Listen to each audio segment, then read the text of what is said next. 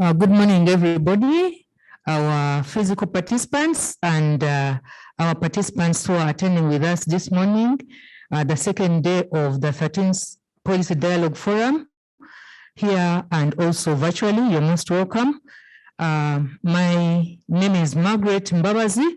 I am a teacher by profession, currently working with ENABEL in Uganda as an intervention officer in pedagogy.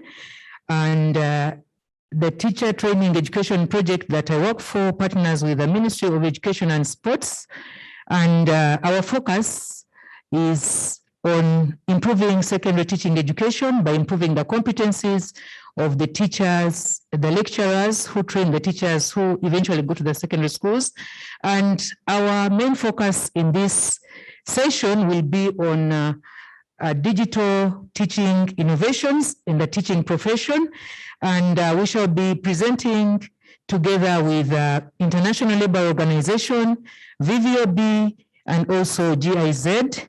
And maybe to say a few things about what we shall be focusing on, we shall highlight what we do in the teaching profession to ensure that teachers actually are trained, and they also have CPDs.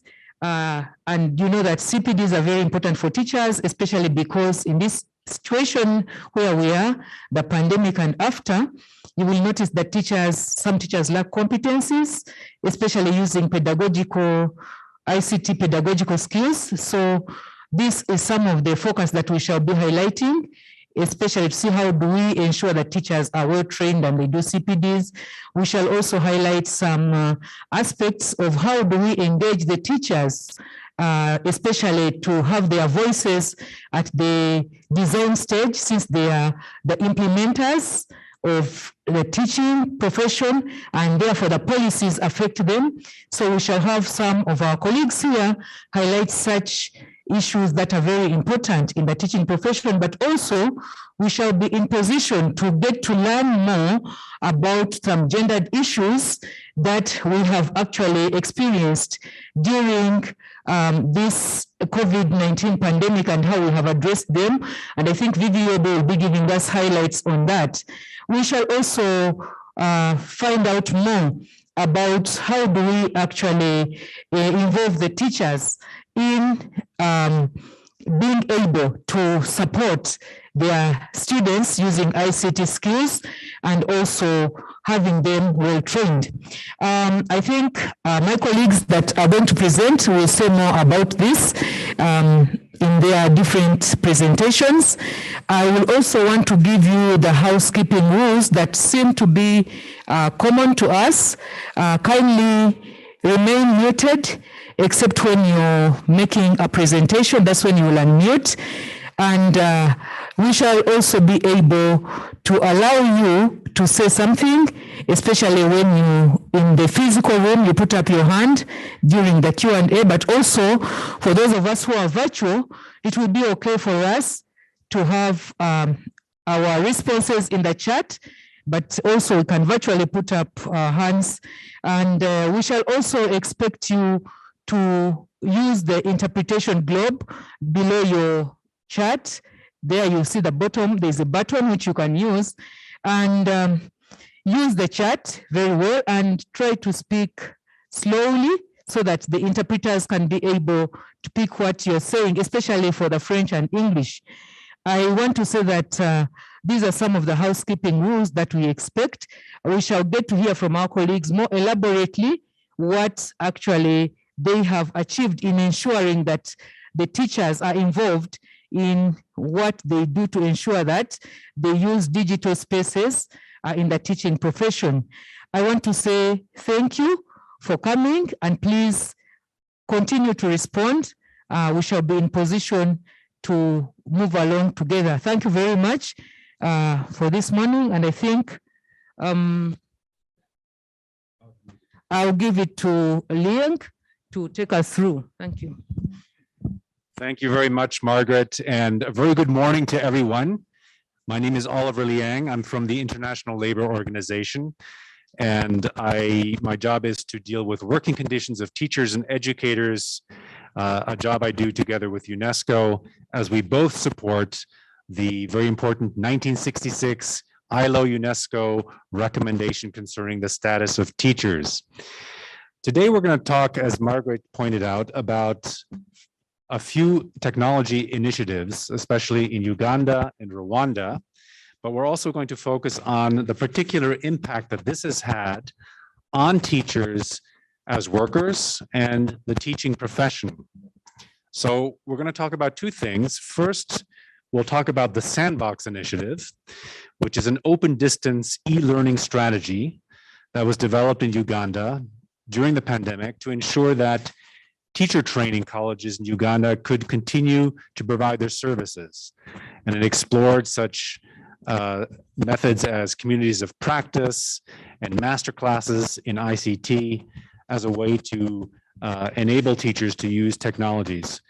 With us to talk about this exciting initiative is Dr. Jane Agao, an old friend of the TTF.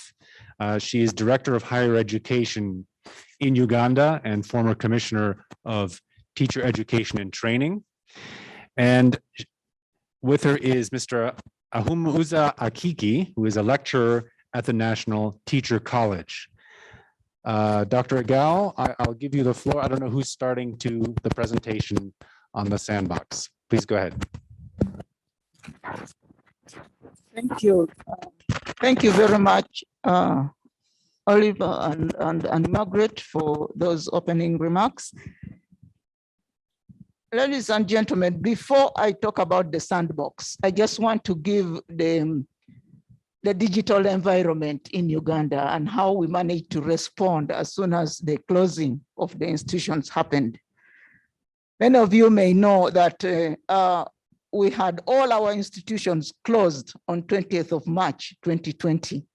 And that announcement came just 24 hours before that on 18th, when the president just said, within 24 hours, please close the institutions. I want all of you to imagine what should have happened for us in the country. Immediate response from the ministry was, teachers, wherever you are, kindly make some homework and give it to the children and they go home with them. And that homework should take about a month because the president had said, we are sending the children home for 30 days. So the teachers were running around to try to make notes and homework for children to take home. Of course, some did, some were not possible, but whatever the case, the schools were closed anyway. Now, when the schools closed, we thought it was 1 month. When the month was coming to an end, we realized that it wasn't going to be 1 month. The ministry responded again and said, no, we now need a strategy for continuity of learning. So a team was quickly put in place and a COVID-19 education response plan was developed. The response plan had two main things. One, focus on continuity of learning. How do we continue? And the second one was, suppose we are to open, how do we open safely? But in as far as continuity of learning was concerned, 3 strategies were clear. One, that we needed to develop home study materials so that in case children are still at school, then they can have these home study materials. The second was maybe we need to do more on TV and radio so that we also supplement these home study materials with that strategy. Third was the issue of e-learning, especially for higher education. We said that for higher education, we can't give them the study materials, we will not give them radio and TV lessons, but they must go online. At that point, we realized that actually the digital environment in Uganda was just scanty. We didn't know what was going on, or I mean, you don't have a point where you can say, this is what is going on, because the data was not available to show. More importantly, then there was even no policy to guide the way that we are going to move with digitalization. So the government decided to go and put up a team quickly to develop an ICT in education policy. While that was going on, we said, no, the policy is not enough. We also need a strategy. Another team was then developed, or constituted to develop a digital agenda strategy for the education and sports sector. This went together, but all you can tell, it was not, this is something that you can't do and immediately implement. So we now started going for low-hanging fruits. We said, what is it that we can do now? We knew very well that there are a number of institutions that were already implementing e-learning in their institutions. We also knew the universities, where some of the universities were already implementing this digital technologies in their institutions. So we said, let's go ahead. National Council for Higher Education gave guidelines and said, whoever is doing open and distance e-learning, please use these guidelines. And that was the starting point, at least, to regulate what was going on. Whatever was going on in the primary and secondary schools, when we just allowed them go as is. But of course, we are now looking at the digital agenda strategy and the policy to guide the digital future for Uganda in general. So the quick wins, we allowed us to move on, but for teacher training in particular, we were privileged at that point that we had already developed some 3 ICT hubs in the country supported by UNESCO. And through that, we were able now to support the primary teachers colleges to do some learning during that period. We had a challenge with the secondary school, the national teachers colleges, but also at that point, ENABEL was very handy. Immediately, they went in and introduced something very exciting that I am going to share with you in this meeting. And I'll be happy if that slide can be put up. All right, it is already up. So what happened was, next slide, please. Yes, so this is a TTE Sandbox, very interesting name. I don't know where it came from, but the whole thing came out of a thing. Those of us who know a sandbox, normally it is a play area that children use, to create, using their imaginations, they create things, they build sand castles, they can build tunnels, they can write there, they can draw. It's a play area, really, but they exercise their innovations in that place. So in that context, the TTE Sandbox in this case is a digital space, really a digital learning space where you put the digital tools and you expose the teacher to use his innovations, his imaginations and whatever to develop a learning environment and deliver lessons digitally. So that is what it is, a very impactful distance learning strategy. Let's go to the next slide. Next slide. Okay, just to mention that this innovation is being implemented in 5 national teachers colleges, and they are named there. I just want to say that is all the teachers colleges that we have for lower secondary school teachers in the country. And so the project covers all of them. You have seen a list of some institutions that are under each of them. Those are what we call partner schools. The training is designed in such a way that the teachers who are in training must go to these partner schools and train throughout. It's called continuous school practice throughout their time in the training. And so that's why we have the partner school. So whatever interventions are in the NTCs trickle down to the secondary school through those partner institutions. Let's move to the next slide. Now, that's the sandbox.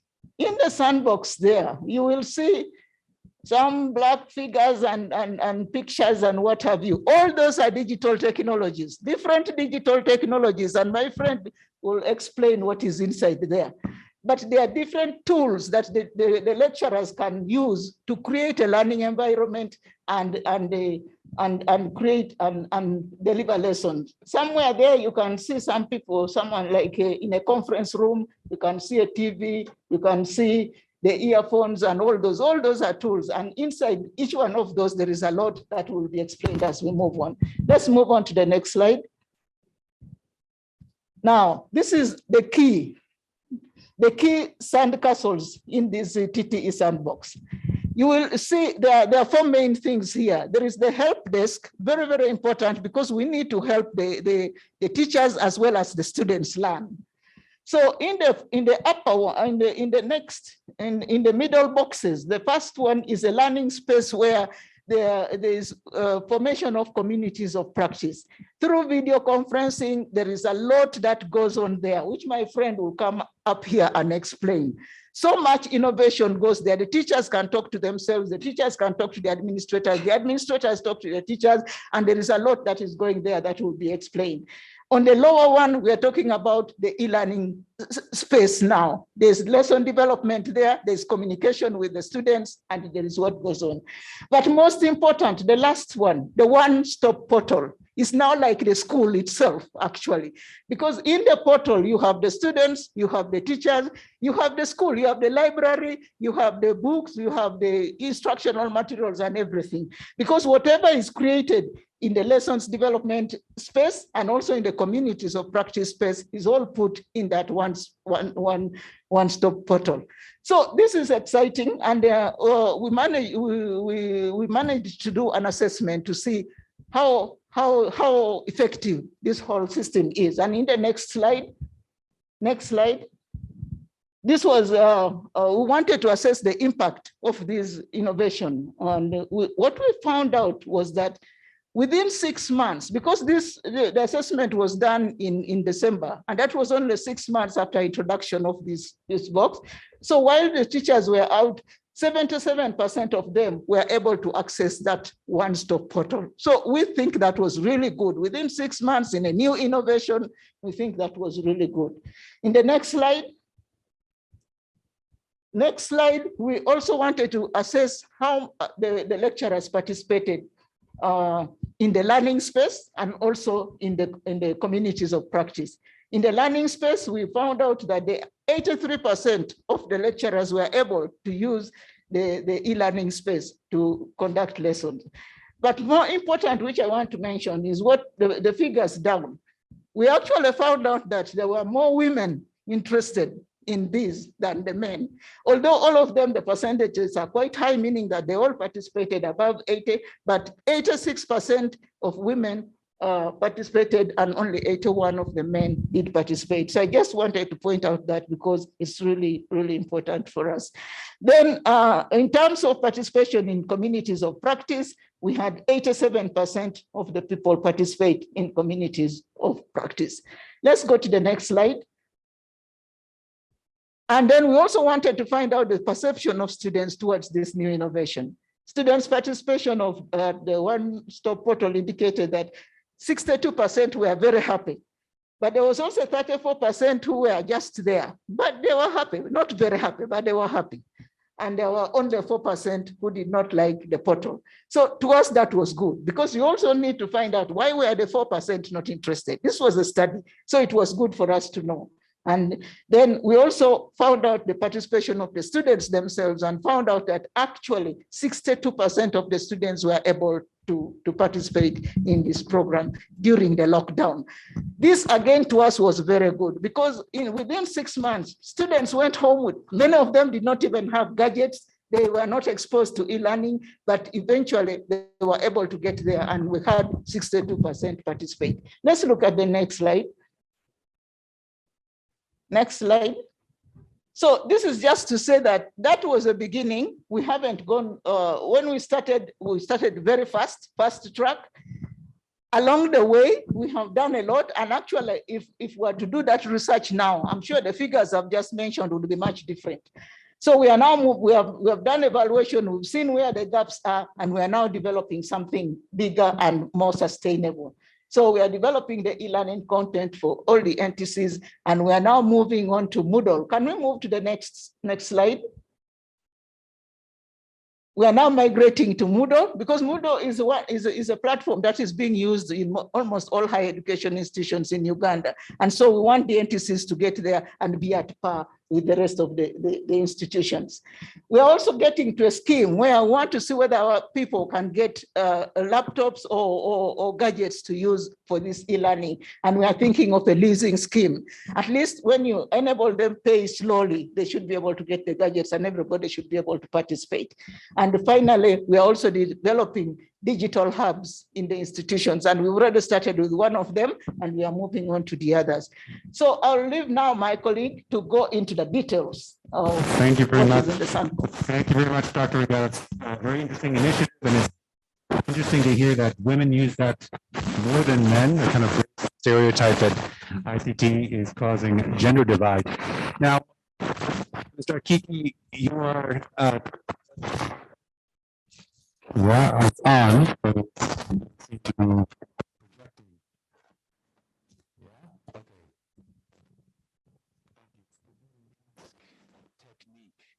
Like this?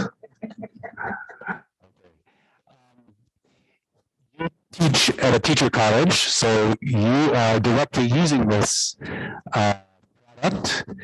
Tell us a little bit about how you are using it and how you are finding it, and tell us some of the great things you found out about it, maybe some of the challenges you've encountered with it, because we know that technology looks great on paper, but sometimes in practice, it's harder to use than we think, or it creates other problems. So please, you have a few minutes. Thank you very much. They go back to the under the mouth. Hello? Hello? Oh, okay. Thank you. I want to go back to the key sandcastles that Dr. Jen talked about. We have the help desk for the 5 national teachers colleges, communities of practice, lesson development, and then the one-stop portal. I'm privileged to be one of those teachers who on the help desk, and I also participate quite fully in the communities of practice, and I am a lead person in the development of content for mathematics. I have benefited myself, of course, because we were exposed to a number of digital tools. We can go to the next slide.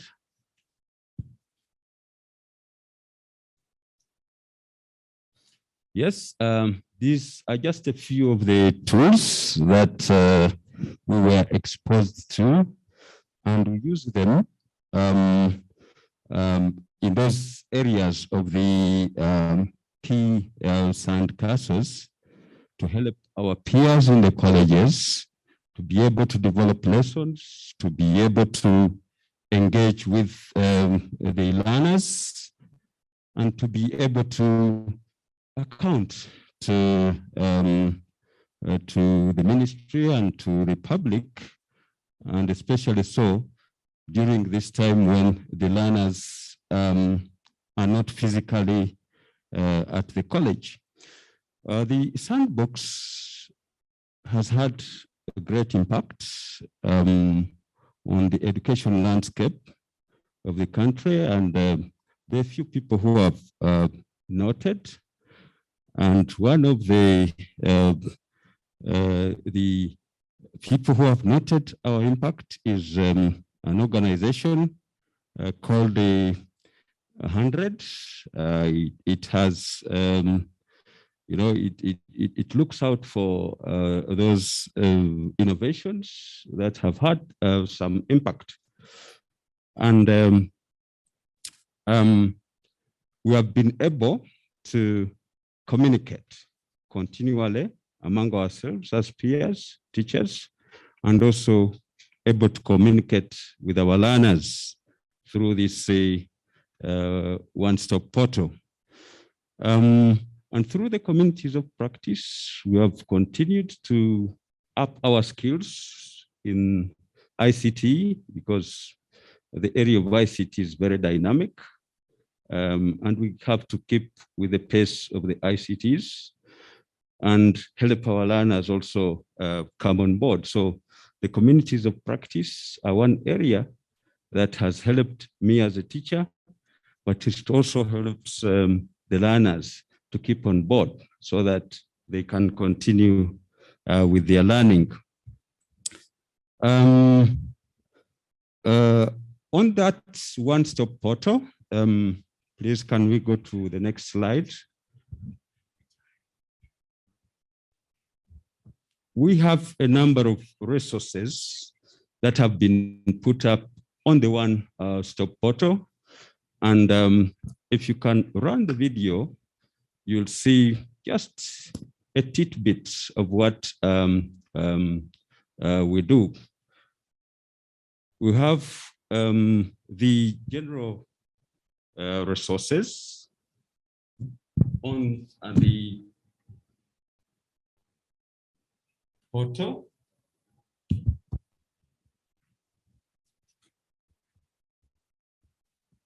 Okay. That provide practical information to the teachers and to the learners. We have courses, general courses, like the general teaching methods course that is readily available 24/7 for the lecturers and the students to continue engaging with the course. Then we also have the tail course, the teacher enhanced learning course that continually keeps us up to date with the technologies so that the learners can be able to continue with their learning. The communities of practice that I've just talked about also continue helping both the teachers and the learners to keep up to speed with the advancement in technology. We have developed schemes of work on the portal in the various discipline areas. We have lesson plans. And as you can see there, I'm the lead person of mathematics, and I have a brief profile about myself. We have videos, on pedagogy. We have, the schemes of work, like we're about to see shortly, from which we derive lesson plans. And the lesson plans are done, like this one is on PowerPoint. Like I told you, we have engaged with a number of tools, but depending on the context of what you want to deliver, you can use any of those tools. Like, for example, here, this is a PowerPoint, and it's about a lesson in mathematics. But even then, this PowerPoint is done, but it is done in a conversational manner, so that when the student is out there and engaging with the content, it's like, he's getting what we expect the student to be getting. So briefly, I've benefited in that I've upped my skills in ICT, and I've also been able to participate in developing content for the One-Stop Portal. And I want to think that the One-Stop Portal is a great innovation that has helped us continue engaging with our learners. Thank you very much. Thank you very much. I think we all have to be rap stars now and put the microphone to our mouth. Thank you. Very interesting insight on what looks like a very exciting project in Uganda, a very interesting resource. I hope that this is something that perhaps your colleagues from other countries can visit, because perhaps it can serve as an inspiration and as a guide for how to develop such materials.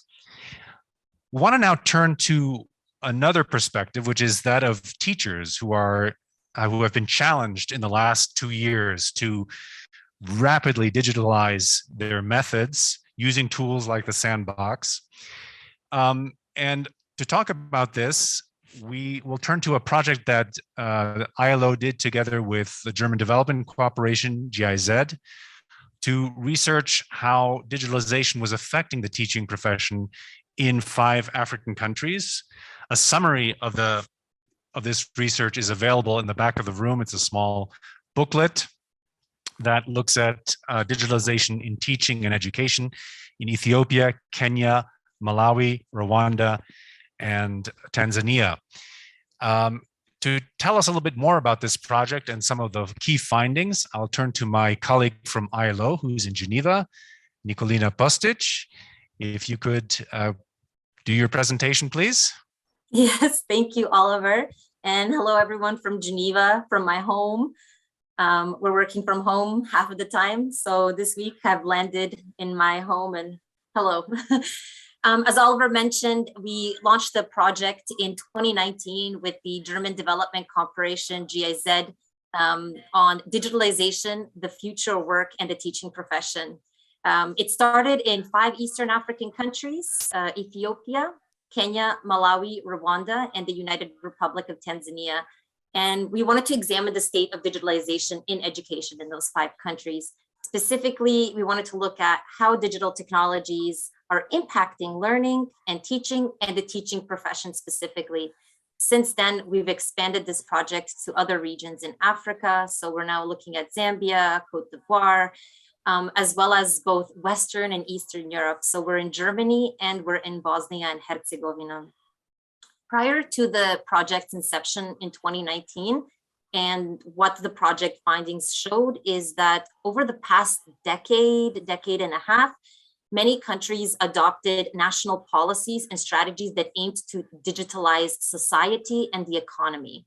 This made its way into education policies, plans, and strategies that increasingly recognized the value of integrating technology into teaching and learning, with a greater emphasis being placed on STEM subjects, which we'll hear about later. In recent years, many countries also saw the development of curricula that were more competence-based, with digital literacy being one of the key competencies for the 21st century living and working. With the studies, we wanted to see how these strategies and plans were translating on the ground, what has been achieved, what are the challenges, and what initiatives are in place. Many of the strategies, policies, and plans, they're very ambitious and very well-meaning, many of them which came out quite recently in some countries as a result of the COVID-19 pandemic, or were updated recently because of the COVID-19 pandemic.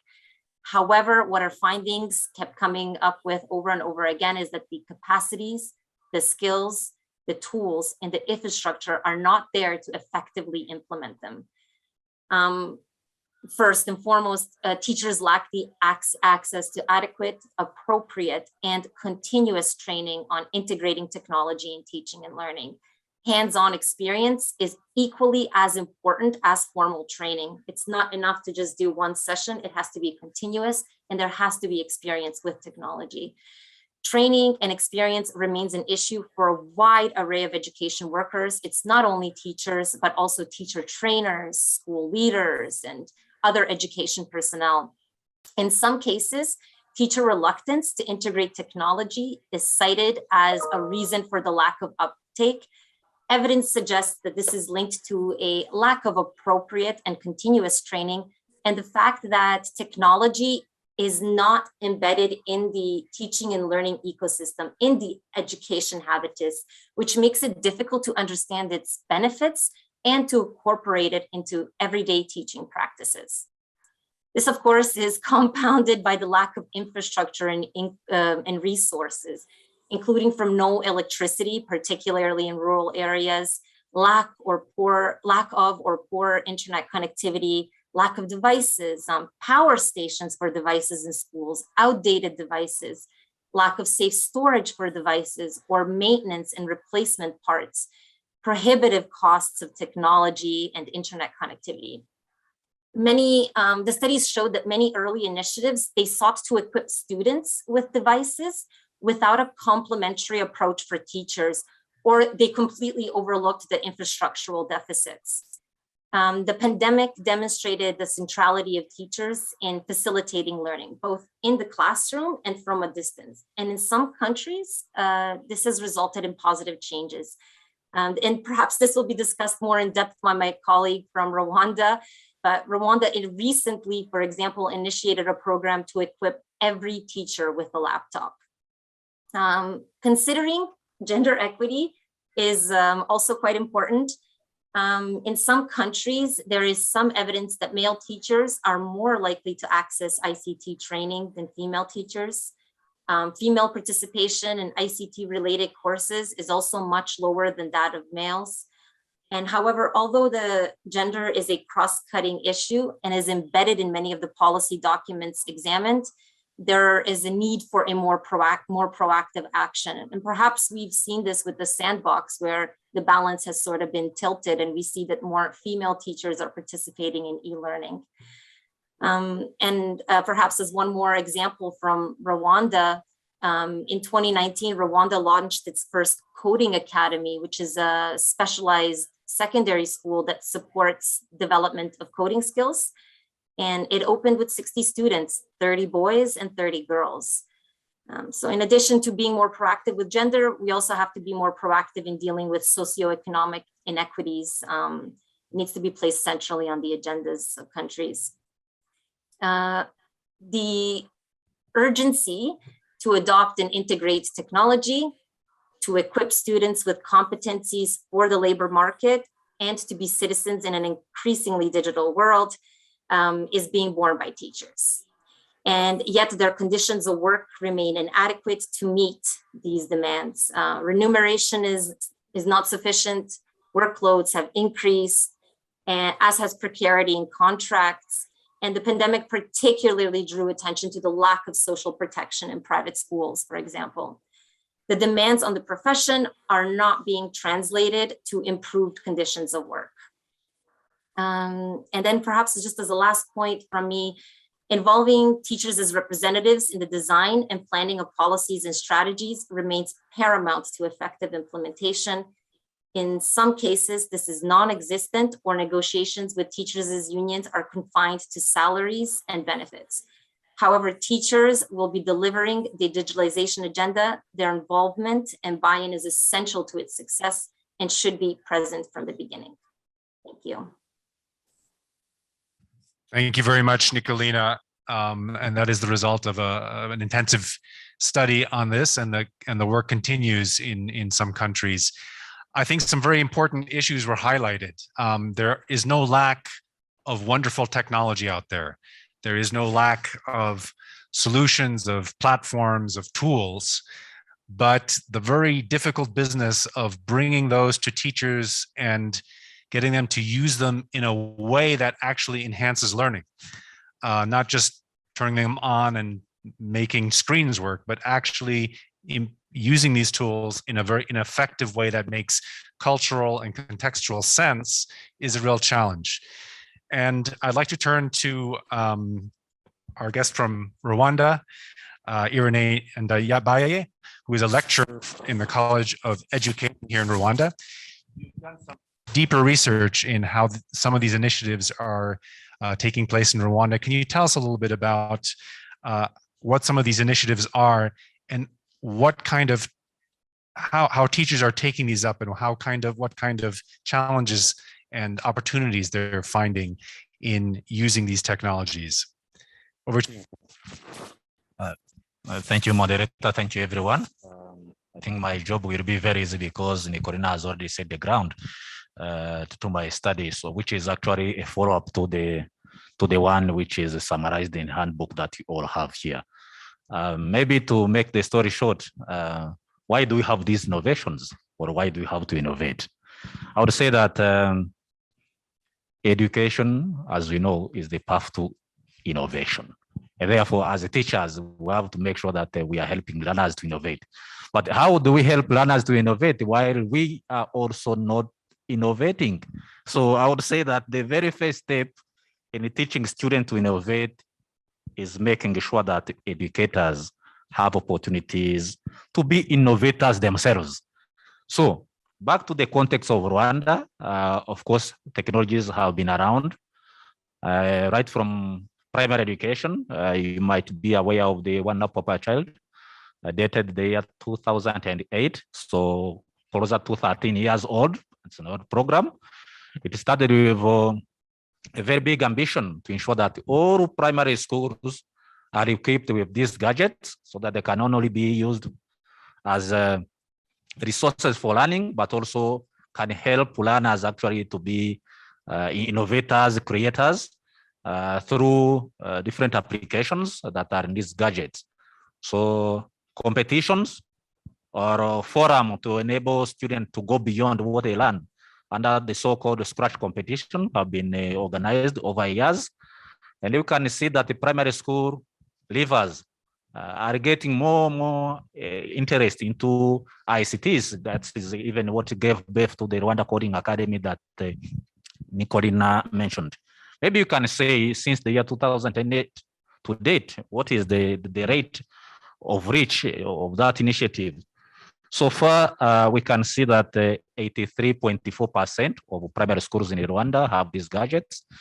Maybe the question can be, why not 100%? Of course, some of the issues were mentioned. The issue to do with electricity, not all schools have access to electricity.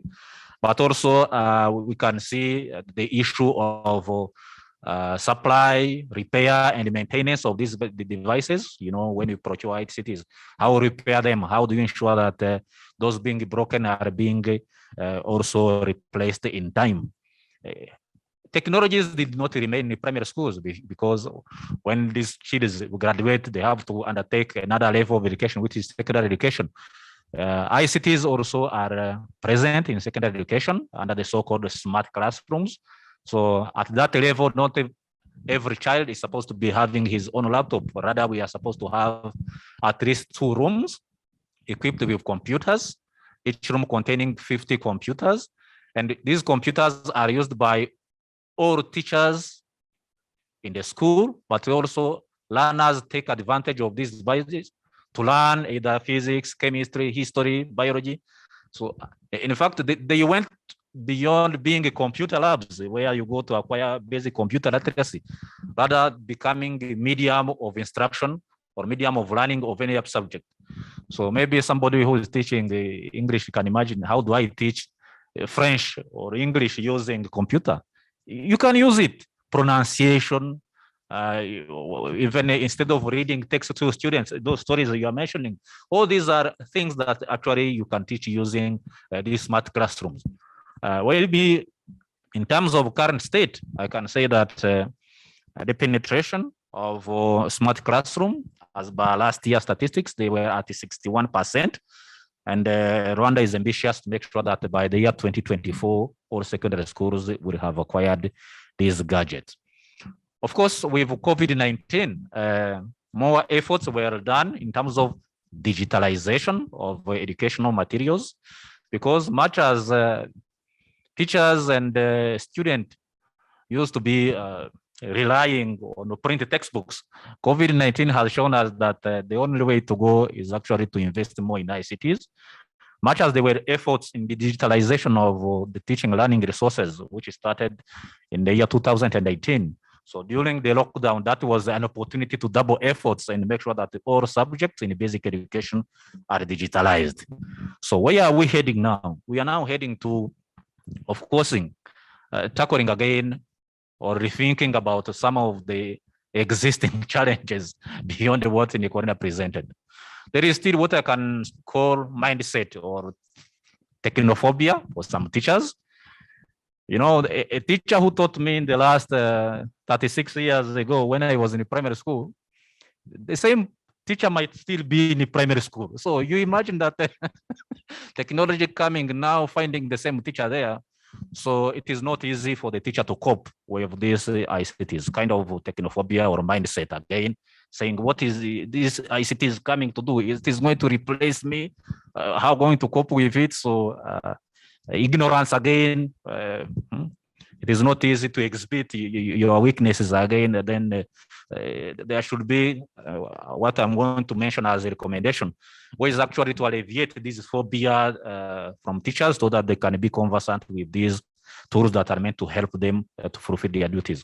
But again, we cannot fail to mention that the issue of theft, having computers being stolen from schools. So again, you do visit some schools, you find that the computers are in the boxes. Then when you ask the head teacher, what is happening, or the headmaster, I say, you know, these things, when they're exposed there, they like to be stored.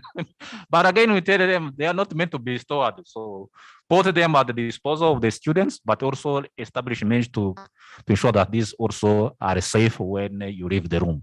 So again, as we move, I would say that the very first way to move with the integration of ICTs in teaching and learning can be done through capacity building of teachers, but not only expecting everything to be acquired by the time the teacher joins the teaching profession.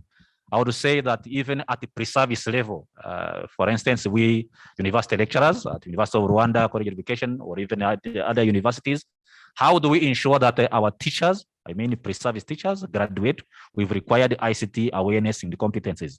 Of course, what do those ministry agencies in charge of teacher training do, and how their intervention are systematic and coordinated, because there are different players like viviob and the others who also help in teacher capacity building. So capacity building at both level, pre-service and in service. But again, the initiative that I mentioned earlier, which was also highlighted by Nicolina, the one laptop per teacher. We are saying laptops for the students, but how do we expect the teachers to be conversant with this gadget? And yet they don't own them.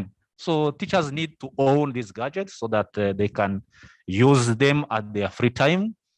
Like the Sandbox we saw there, they can practice on their own. Even that phobia, which is a roadblock now, can be alleviated. So the one laptop per teacher is a very good move started by the government. And I think that doors are open for other players and partners also to bring in their stake. Another key important aspect is boosting the existing e-learning platform. Again, having a e-learning platform which is not dynamic, which has a content which is too old, would not be interesting neither for the teacher or the learner. So having dynamic and well-resourced e-learning platform is also another good move. Of course, be it at primary and secondary school level, to ensure 100% of ICT device distribution, the very first step is to ensure that all schools have access to electricity, and they also have enough rooms where these devices can be stored or can be used in a rotative manner, the way it is used for smart classroom. So that's short, but I think that it is very important that we continue investing in our teachers. Thank you. Thank you. Thank you so much, Irene, for that insightful presentation. And I think you're reminding us of the wider realities that are associated with ITC and ICT and education. Namely, there are procurement issues, there are security issues, and there are generational issues. I think, you know, one of the great things that's changing is, you know, 20, 30 years ago, nobody had a blackboard at home. The teacher was in control of the blackboard. Today, the kids often have access to computers more than the teacher, and so they find their own way. There's a lot less control, a lot less ownership. I'd like to hear another perspective from Rwanda. So this time from Sandrine Ishimwe, who is the education advisor on STEM topics at viviob Education here in Kigali. You also were involved in a project with viviob that provided CPD from a distance to particularly STEM teachers. Could you tell us a little bit about how you did that and what some of the key achievements and challenges were? And especially, maybe you can tell us a little bit about the gender dimension of that, because of course, technology does bring up gender issues, as we heard a few times on this panel already. Over to you. Thank you. Thank you so much. Good morning, everyone. Maybe before I get started, I'll give you a little bit of background on what viviob does and how do we do what we do. So actually, viviob, it collaborates with the Rwanda Basic Education Board and the University of Rwanda College of Education to provide certified CPDs to school leaders and teachers. So for school leaders, we offer effective CPD in effective school leadership. And for teachers, it's educational mentorship and coaching. As part of those teachers, we have also STEM teachers, and we want the STEM teachers to go back to the schools and support new teachers with competencies to effectively teach STEM at the schools. And this can be done through induction, through coaching, through mentoring, and communities of practice. So before COVID, these teachers were trained in a face-to-face modality, but with COVID, I mean, it was quite new for everyone. We weren't really prepared to have them go online, but we had to do that. So moving from face-to-face to online or blended learning, it really required a lot of effort from both the University of Rwanda College of Education, but also the teachers. So I remember we told the cohort we had in that time, the teachers we had, that, so you see, we are going online. What should we do? And the majority, like 50% of them were like, no, we really can't do this because we don't have ICT tools. We are in areas where we don't have electricity. We are very busy with, teaching in remote teaching with our students in the schools. So there's different concerns, which we really do understand. And in that case, like half of them had to be moved to another cohort. So for those who remained, there were quite some challenges, and I feel like there are common challenges like lack of electricity still, but they chose to remain in the system. There was a lack of access, ICT tools, electricity, internet connectivity, and there was an extra time investment. You can imagine a CPD course, if we used to have like some content be done in 2 days, face-to-face, but moving online, there's that time for preparation on the side of the teacher trainer. There's also the time for the trainees to go back online and study. So even though they chose to remain in the system, but they didn't have the required skills. And but they tried. I would say they really tried. So there was that time investment. The course which was supposed to be done in 2 days was now being covered in 2 months. Can imagine.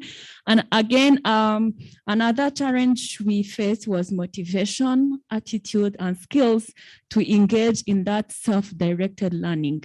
And this was on both sides, the teacher trainers, but also the trainees themselves.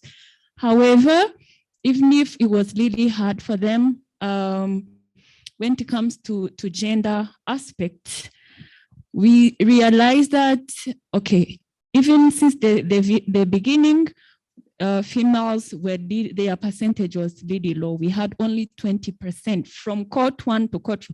That is almost 5 years. We only had 20% of females, while the 80% were males. But when we look at the dropout rate, so it turned out that even either before COVID, even during COVID, where we adopted the blended CPDs, males were dropping out more than females. So it was a quite counterargument to what we used to know. And then even if the females were that resilient, but we had to put in place some measures to support them with learning online. And one of the measures that we adopted was to do these weekly check-ins, like knowing who is lagging behind, why are they lagging behind, do we really need to extend some deadlines so that everyone can participate. Of course, the majority were females saying that, no, we can't, like we were late to submit because of household calls, you know the challenge that females face at home. And then there is also this, the teaching profession, it doesn't have like an exact workload. You really have to work from 7 to 5. After 5, you have to prepare the lessons for tomorrow. So that was also a challenge for them. But then we had to be flexible on both sides, the teacher trainers, but also being flexible to trainees so that they can all complete what they were required to complete. In STEM, after realizing that we really had very few STEM females at the schools, we thought it was like, there was still a societal gap, but we did an intentional follow-up with school leaders. Like we asked them to send an extra female teacher so that they can also take part in the program and benefit from what the program was offering. So in that case, we had more female teachers than male teachers. And it turned out that actually they were performing well. Yeah, compared to other cohorts, which was something good. But still, there are still issues. Like, how do we transfer the skills from the CPDs to the school environment? Yeah. I remember one of the ICT skill we really try to train on them is how can I use the animations, the simulations in my class so that these STEM concepts, which are more often abstract, how can I concretize them in my class? And we know the issue of laboratories in our country. So it's still an issue, but we're like, you can still do this in order to make your lessons much more concrete. So in our field visit, actually, we realized that even like the male teachers are more eager to use that ICT skills in the classroom more than females do.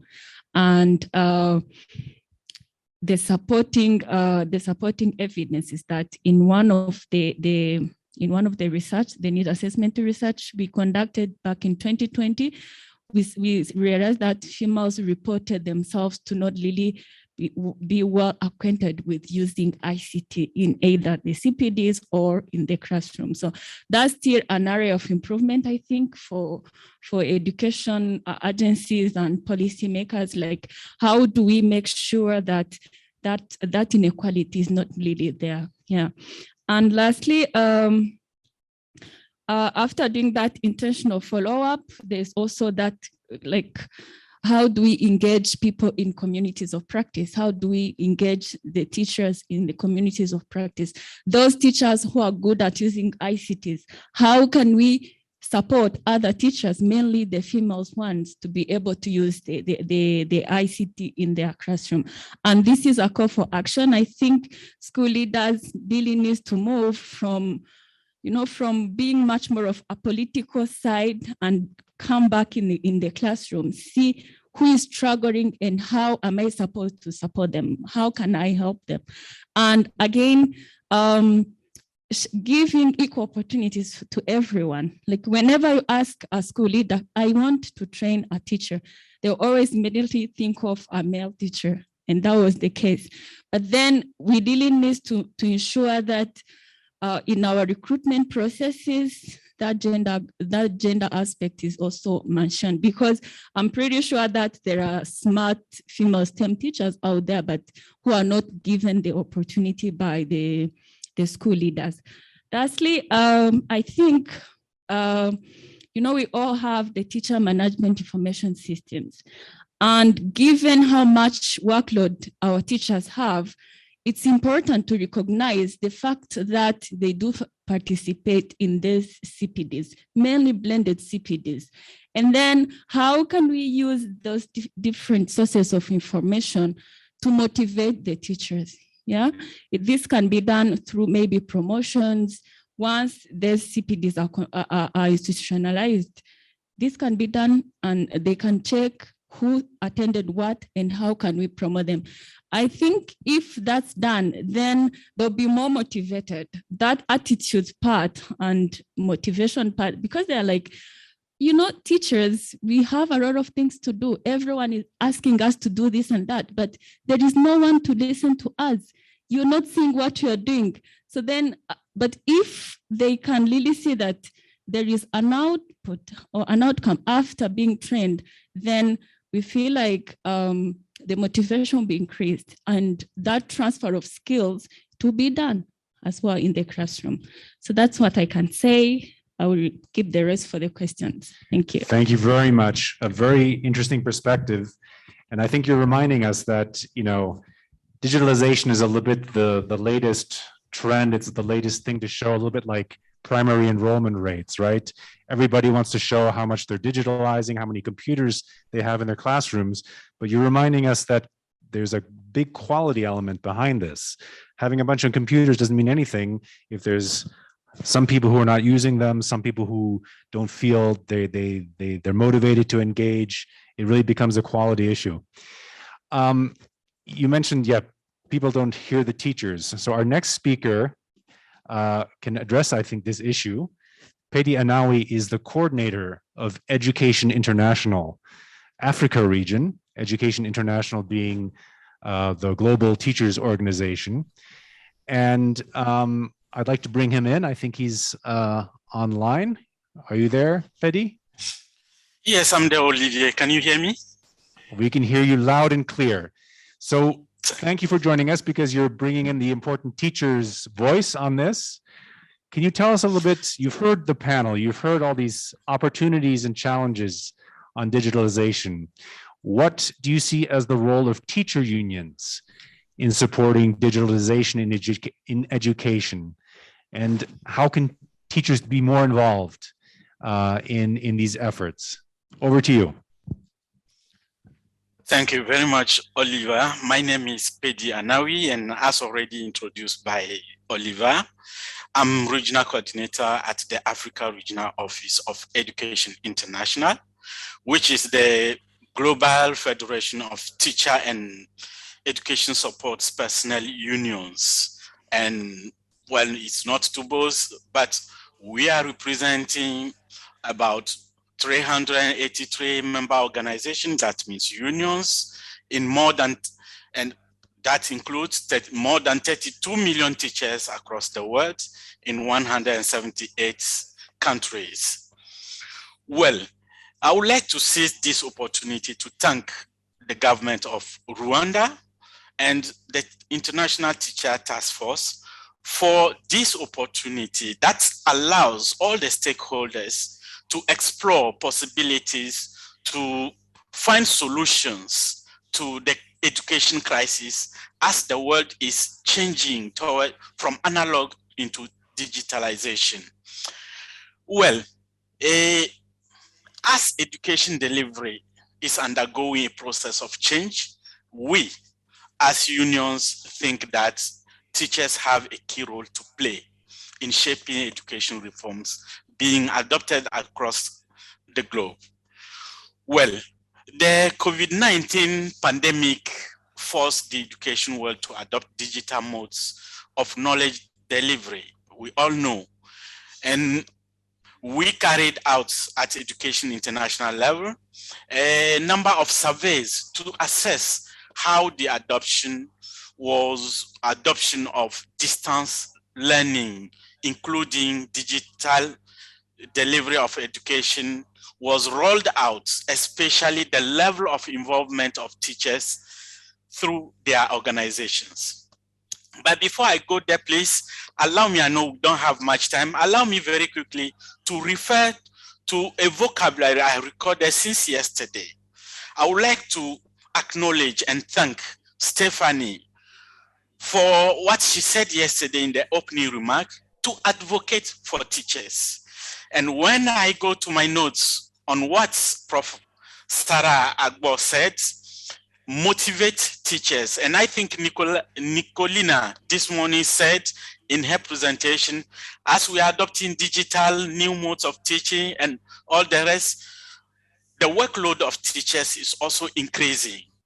And I would like also to thank a speaker from Finland yesterday who insisted several times that there is need, as we are going into digitalization of education, to collaborate and cooperate with teachers. And two speakers from Rwanda yesterday also indicated that teachers are change makers. And I want to commend this.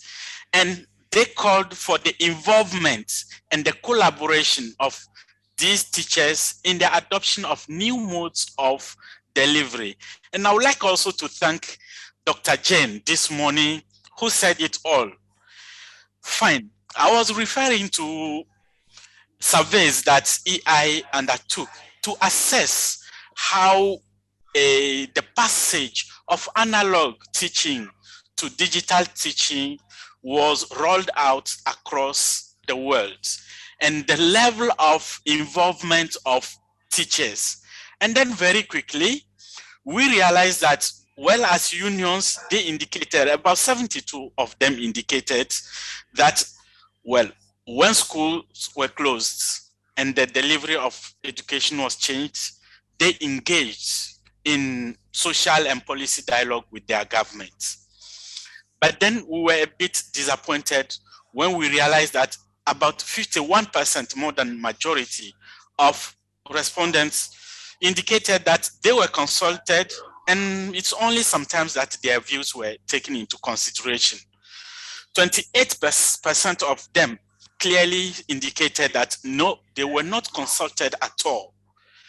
And 11% said they were consulted, but their views were not totally, their views were ignored. Only 9% indicated that they were consulted and that their views were taken into consideration.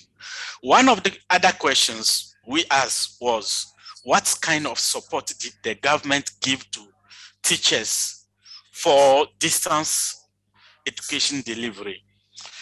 Well, about 28%, only 28%, less than half indicated that, well, they received some form of professional development.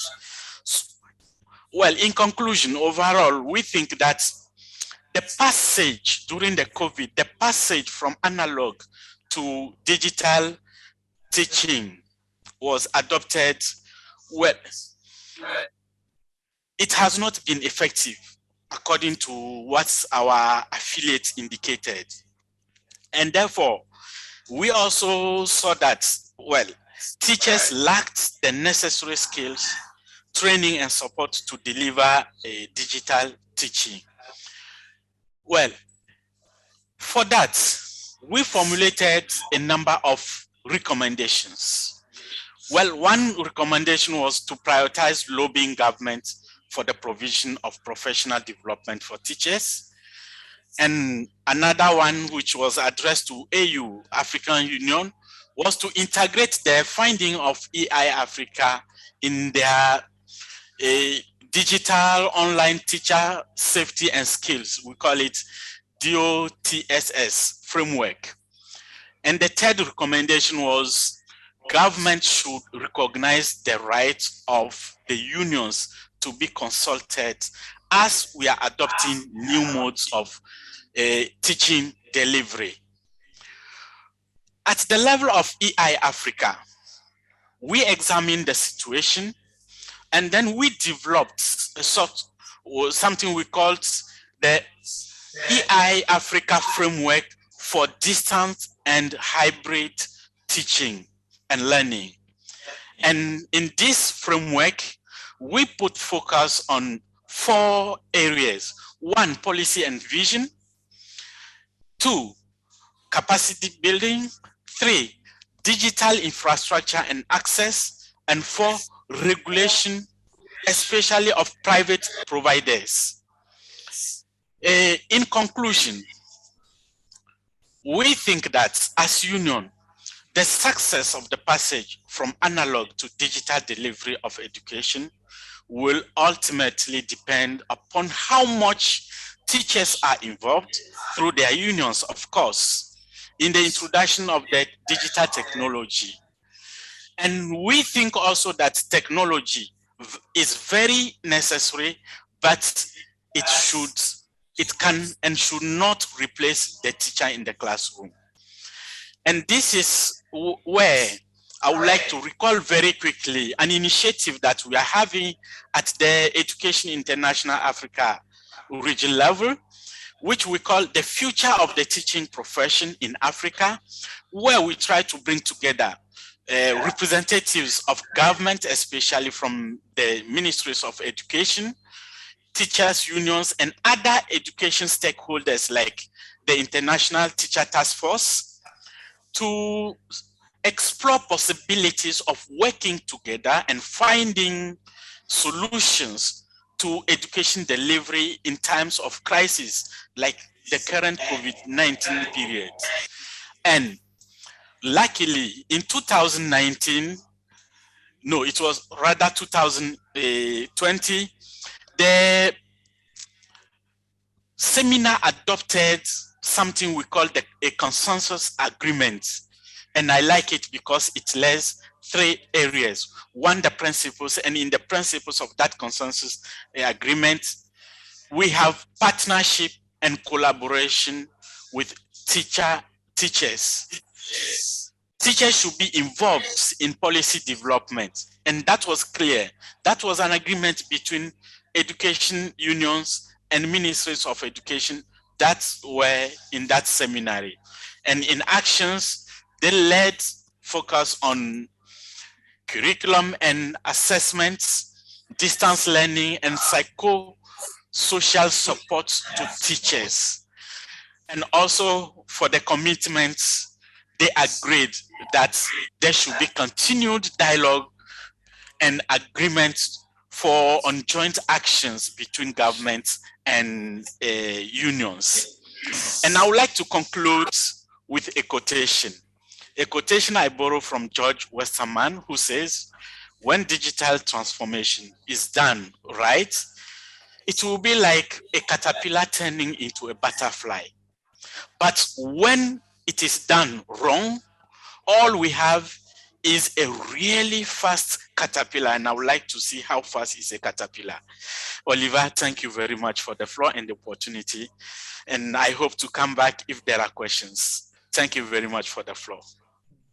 Thank you very much, Petty. And I think you've given us an excellent metaphor to continue our deliberations. Are we headed toward a big fat caterpillar, or can we transform into a butterfly that flies away? We've heard of some of the great things that are being undertaken in Uganda and in Rwanda, providing tools and support for teachers to implement digitalization, but we've also heard of some of the realities, some of the challenges in rural areas with regard to gender, with regard to the working conditions that this changes too. I think, Sandrine, you mentioned, that people stay connected now all the time, and that the work of teachers has in fact increased.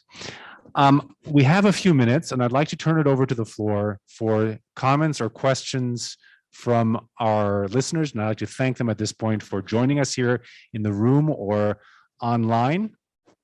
I'll start with the room, and then I believe my colleague Dorothy Kiamazima is out there in the cyberspace somewhere, who will be looking at comments, and she can tell me if there are any questions in the chat. So I'll turn to her shortly. And at the very end, I would like to just give some time to another distinguished guest, Mr. Enoch Rabotapi, who is on the steering committee of the Teacher Task Force, for his final remarks, because he has been listening to this panel, and it'd be very interesting to get his insights. So let me turn it to the floor. Are there any questions in the room right now for any of our distinguished guests? Yes, I see one. The microphone is coming to you.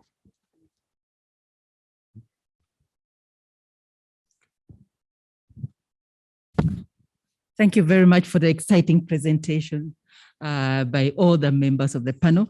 A very quick one to the Ugandan team. Technology adoption is usually, it varies, and it came out in the Rwanda story very, very well. But in the Ugandan story, the success is extremely high. What strategies did you use to actually ensure that high uptake of technology? Thank you.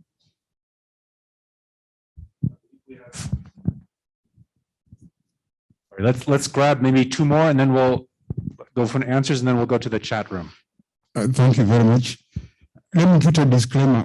When I ask the Uganda team, it's not because I don't know, but because I want the discussants to benefit. Because I'm from Uganda, my name is Ismail. Quite very interesting presentations, and thank you very much for all of the panelists for those brilliant presentations. It's clear that when we talk of ICT, three things come clear: the hardware, the software, and the environment. And yesterday, I think we did note in our earlier discussions yesterday that the technologies that we have today, that we employ in education, we are mostly developed outside the school or outside the classroom.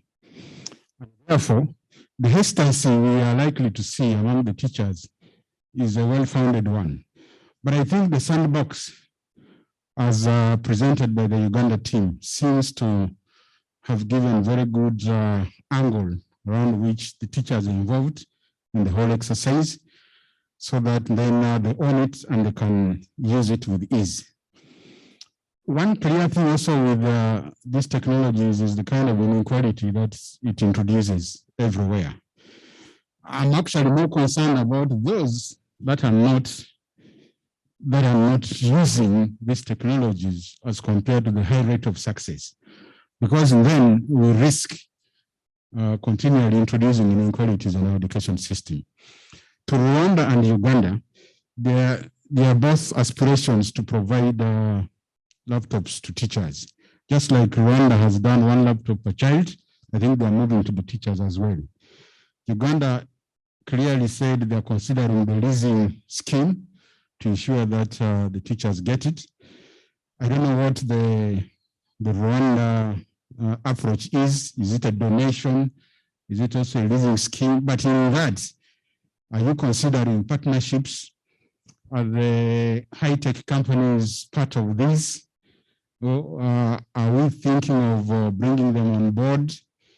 The Sandbox, is it online, offline? Is there a hybrid between online and offline application of the Sandbox?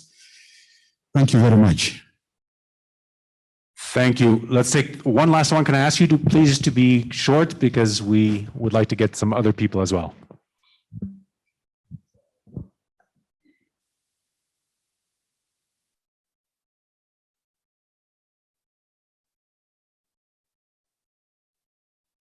All right.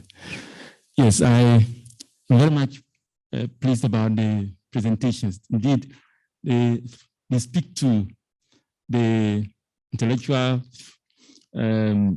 capacity that is on the continent. This is very innovative, and I believe that if there is a way by which other countries can benefit from these experiences, it will go a long way to ensure that the African continent learners are also on top, and that none of them will be left behind. So what are the ways and means by which other countries can benefit from these experiences? Thank you very much.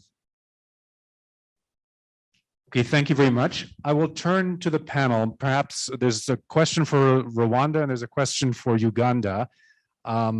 I will give you maximum, sort of 2 minutes. You can divide it up between how you want, but if you could give very pointed answers to some of the very good questions that were asked. You want to go first, Margaret? Dr. Jen, you want to say something first? You can say.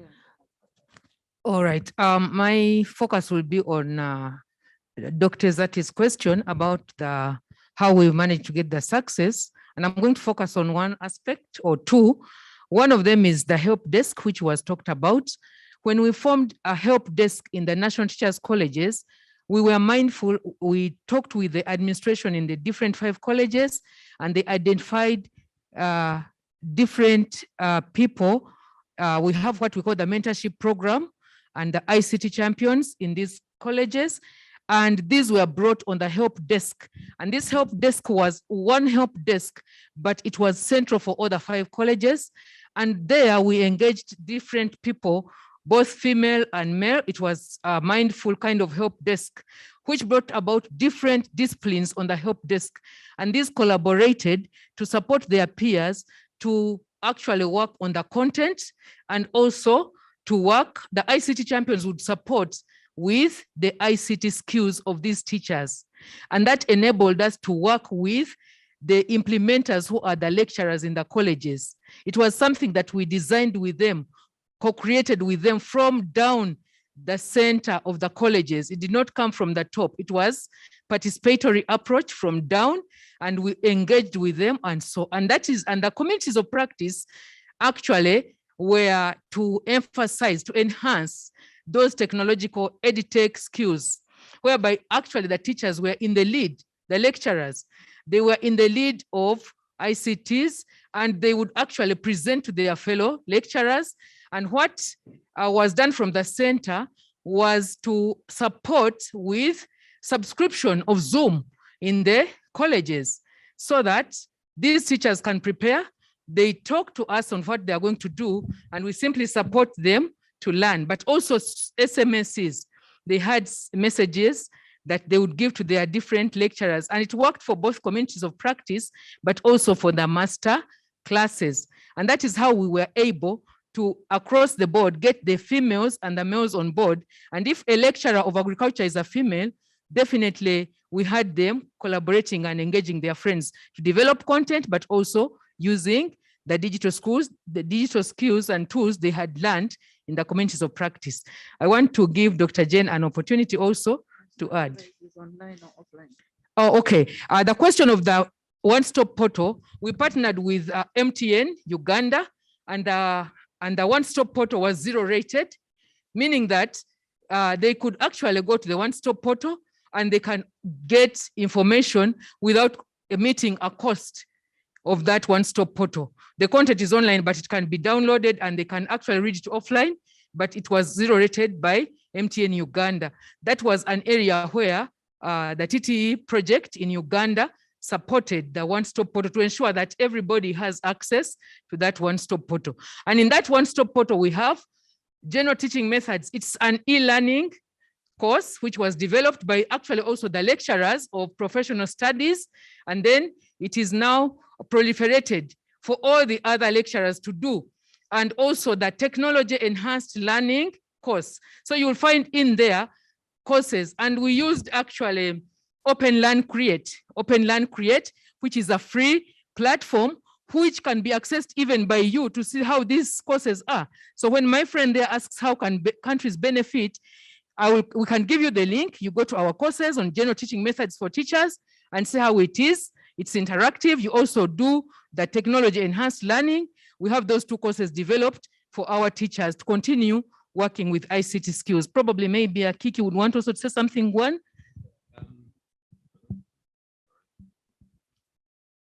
Yeah, I want to say that my presence here is an indication that the ministry and our partners are actually working with the teacher. We are the food people, and that's the reason I am really here. And like Margaret has said, yes, we have the zero rate, but most of those resources can still be downloaded. You go to the site and download the resource, which you can use when you are offline. Thank you. Thank you very much. So there was teacher involvement and there are many possibilities to share and to download. I think these are really important methods. Maybe to our Rwandan colleagues, from what you've heard, how have you addressed teacher involvement and the kind of this ability to download and work offline? Do you want to go first, Irene? For the Rwandan case as well, actually materials can be accessed both on and offline. For offline access, they are what we call content access points that are plugged in smart classroom rooms, so they can facilitate that. But what I wanted to highlight more is about the leasing, which we want to practice in Uganda. Here, the leasing is also there under Umwarimu Sacco, that is the teachers' saving cooperative, but is not making the so big impact or progress because of the meager salary of the teachers. So that is why actually it is the distribution of computers is driven by the government plus development partners' efforts. Thank you.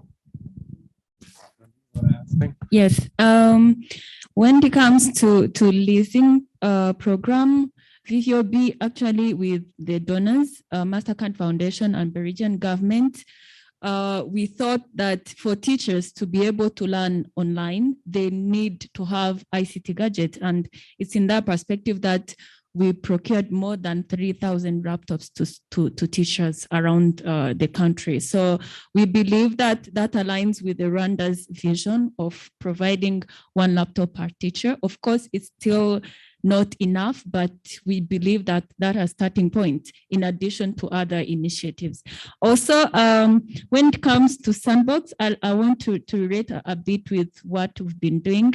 So actually for teachers to be able to go online, we at the beginning, we said the issue of ICT skills.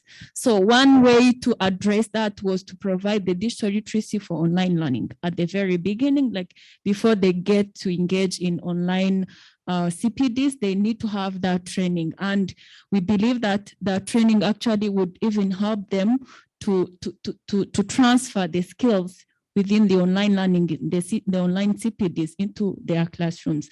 So that is provided even in other districts. We are currently working in 17 districts, but we provided even that training to over 3,700 school actors in other 13 districts where viviob is not currently working in. We believe that having that skill set, it will help those school actors to be able to go online, get the skills they really need, which they can also use in their classroom practices. Thank you. Thank you so much. We're running out of time, but I'd like to ask your indulgence for just a few more minutes. Can I ask, is Dorothy online? Yes, I'm here. Can you hear me, Oliver? Very well. Could you please let me know if there's anything coming out of the chat that some of the panelists could address? Yes, there's actually a couple of questions and comments. So I'll just quickly read the questions so the team over there could respond to them. We have two questions from Jean Jacques, and she says, it reads, during distance learning, what strategies can be used to assess for assessment or online exams? She also wants to know what type of questions are favorable during the digital learning. If you're a teacher and you're carrying out that kind of assessment, what type of questions would you have to ask? Another question is on how can digital learning be improved in rural regions, and how CPD method can raise innovation of teachers. Okay. We have another question from Rabutapi. He says, how have teachers been prepared to use these technologies? What mindset preparations was done for them to really accept the use of these technologies? And lastly, the last question comes in from David, and he's really asking, he appreciates the presentations from both teams, but he'd like to know, especially this is geared towards Uganda. He'd like to know why the teacher colleges are moving from the Sandbox to Moodle. Why exactly are we upgrading from the Sandbox to the Moodle platform, and why is the Moodle platform superior over the Sandbox? Okay, thank you very much. Those are, and I believe there was also a question about accessibility for people with disabilities. These are all very big topics, and I don't think we can get very deep technically into each one of them because, assessment, how to deal with rural areas, what kind of mindsets you can develop, and how to promote innovation through CPD and technology. These are very big topics, very good questions, but I'll give each team, as someone called them, perhaps 30 seconds to make one key point about those issues. Can I, Margaret? One thing I would say about the Sandbox to the learning management system of Moodle, I want to say that the Sandbox was a fast track response. And you will notice that learning management of Moodle, like Dr. Jen already said, is used by very many institutions in Uganda, but also it is synchronous. You can relate with the students, whereas the one-stop portal is asynchronous. Students will not respond in real time. They will just simply upload. So I think the learning management system of Moodle is more interactive and more interesting and live. I would want to say that. Probably maybe Dr. Jen wants to say something on the education. Maybe the mindset, I can say that also the issue of, which was said yesterday, flexibility, allowing teachers to be flexible is very important. Autonomy, those are words that were said yesterday. And I think that's where we should go. Very, very quick. Okay, I just wanted to talk about rural digitalization. It's a big topic, like you have said, and it's not something that we can answer immediately. But I just want to say that for now, there are quite a lot of challenges with the rural digitalization. And that's why there are thoughts like using offline when you get to the villages, and then maybe using not necessarily digital phones. You can use the non-digital phones to use other methodologies like SMS and all those to get information there. For now, the challenges of connectivity, of infrastructure, of digital literacy and all those are really heavier in the rural areas than in the towns. And so that challenge remains, but it is something that can be addressed as we move on with the agenda. Very quick, perhaps.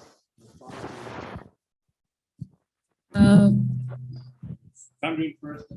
Renee, very quick. Thank you very much. When it comes to preparing teachers to use these technologies, as I said before, teachers need to be trained on how these technologies can be used actually. And this can be done by offering that digital literacy for online learning. It's very important and very key.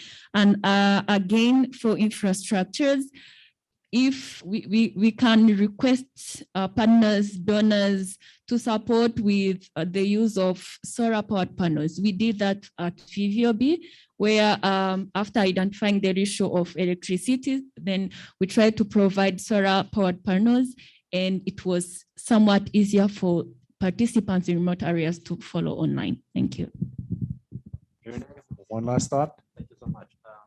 I just want to talk about how the learners with disabilities, okay, especially by referring to those with visual and hearing impairment. The digital content which is being developed is interactive and inclusive to the extent that it contains animation, videos, and even audio that accompany the content. So it's not like a website. So the content is interactive and inclusive in nature. And even for those learners, especially with hearing impairments, they are getting computers that are having softwares like JAWS. When you type a character like A, it sounds so A, B, A, then you can see ABBA. That's it, Nyarwanda ABBA. So meaning that actually the digital content being developed is catering for all these learners with disabilities, especially those with visual and hearing impairment. Thank you. Thank you very much. Finally, we've heard a very, very rich number of issues, a number of rich opportunities and challenges in the digital world. To help us make sense of this with some final words of wisdom, can I briefly give the floor finally to Mr. Enoch Rabotapi. Are you there with us, Enoch?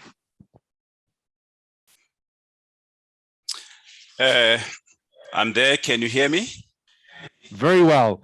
Can Thank you just, very in much. a few minutes, give us Okay. what your perceptions were as since you are the Chief Director for the National Institute for Curriculum and Professional Development in South Africa, as a government person who has long experience in education. What is your perception of this panel and what do you take away from it? Well, firstly, let me take this, let me extend greetings to all the panelists and everybody in the room and those that are on the line. And also express a word of thanks to all the panelists for sharing their insights into some of the innovations that they have implemented in their countries. The situation of COVID-19, I think, created a challenge for all the countries, and it is interesting to hear how some of the countries have been able to be innovative in responding to the challenges that were posed. In the responses, I think there are very key principles that came through. For an example, the principles of access. We're looking at access to gadgets, access to content, access to resources, and access to technological solutions like the Sandbox that was shared with us, the principle of participation, the importance of dialogues in PLC, teacher union engagement, the issue around mindset shift, and focus on the full continuum, on the learners, on the teacher trainers, and on the teachers themselves. And the third is the importance of impact, always making sure that what we do makes a difference. But there's also an important context that was painted. The issue around the skills of the teachers. How do we ensure that we invest continuously in teacher training? The issue of the tools, access to gadgets, the security of the gadgets, the storage of the gadgets. Those are some of the important things that came out. The issue of the infrastructure, electricity, connectivity, and the data costs. And finally, the issue around how do we deal with equity urban and rural divide, the issues around gender and the issues around disability. How do we ensure that those inequalities are not perpetuated through the use of technology? Finally, what are the key lessons that we have learned out of this engagement? Firstly, is that teachers remain at the center of teaching and learning. Secondly, principles of access, quality, equity, participation, flexibility, and impact are very relevant. Thirdly, technology is a resource that supports teachers and is not meant to replace teachers. Continued investment in teachers is important. Innovation is critical, and then partnerships are also critical. And finally, nothing for teachers without teachers. On that note, I would like to thank all the speakers. I would like to thank the moderators of the session, and I would like to thank all the participants for their participation and for sharing such insightful information with us. Thank you very much. God bless. Thank you very much, Enoch, for that absolutely brilliant summary. I think on that note, we really could conclude this excellent panel. I thank all of the panelists sincerely for a really very exciting panel, and also all the participants in this room and online. Thank you for your excellent questions. It's time for coffee wherever you are, and I wish you a very pleasant day. Thank you very much. Thank you and bye.